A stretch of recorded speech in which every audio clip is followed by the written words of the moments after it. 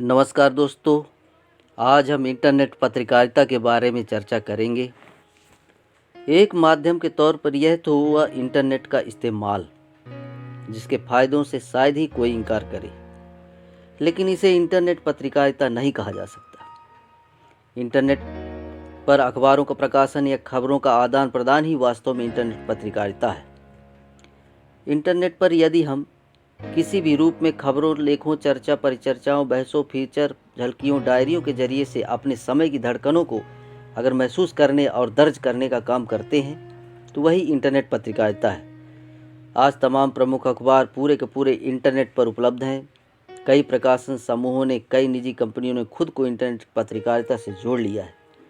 चूँकि यह एक अलग माध्यम है, इसलिए इस पर पत्रकारिता का थोड़ा तरीका भी अलग है। आइए अब एक नज़र विश्व स्तर पर इंटरनेट पत्रकारिता के स्वरूप और उसके विकास पर डालते हैं।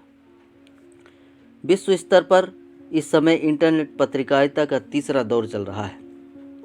पहला दौर था सन 1982 से 1992 तक, जबकि दूसरा दौर सन 1993 से 2001 तक। तीसरे दौर की इंटरनेट पत्रकारिता 2002 से अब तक की है। पहले चरण में इंटरनेट खुद के धरातल पर था, इसलिए बड़े प्रकाशन समूह यह देख रहे थे कि कैसे अखबारों की उपस्थिति सुपर इंफॉर्मेशन हाईवे पर दर्ज की जाए। तब LOL यानी अमेरिका ऑनलाइन जैसी कुछ चर्चित कंपनियां आई, लेकिन कुल मिलाकर यह प्रयोग का दौर था। सच्चे अर्थों में इंटरनेट पत्रकारिता की शुरुआत सन 1983 से 2002 के बीच हुई। इस दौर में तकनीक के स्तर पर इंटरनेट का ज़बरदस्त विकास हुआ। नई वेब भाषा HTML आई, इंटरनेट ईमेल आया, इंटरनेट एक्सप्लोरर और नेटस्केप नाम के ब्राउज़र आए। इन्होंने इंटरनेट को और भी सुविधा संपन्न और तेज रफ्तार बना दिया। इस दौर में लगभग सभी बड़े अखबार और टेलीविज़न समूह विश्व जाल में आए। New York times, Washington post, CNC, BBC सहित तमाम बड़े घरानों ने अपने प्रसारणों के इंटरनेट संस्करण निकाले। दुनिया भर में इस इंटरनेट का काफ़ी विस्तार हुआ। न्यू मीडिया के नाम पर .com कंपनियों का उफान आया। जिसे देखो वही internet.com की बात करने लगा। लोग रातों रात अमीर बनने का ख्वाब देखने लगे।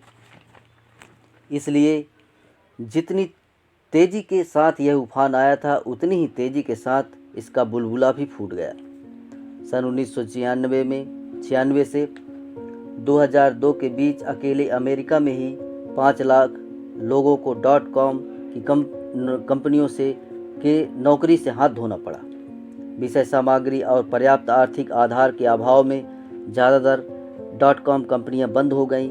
लेकिन यह भी सही है कि बड़े प्रकाशन समूहों ने इस दौर में खुद को किसी तरह जमाए रखा।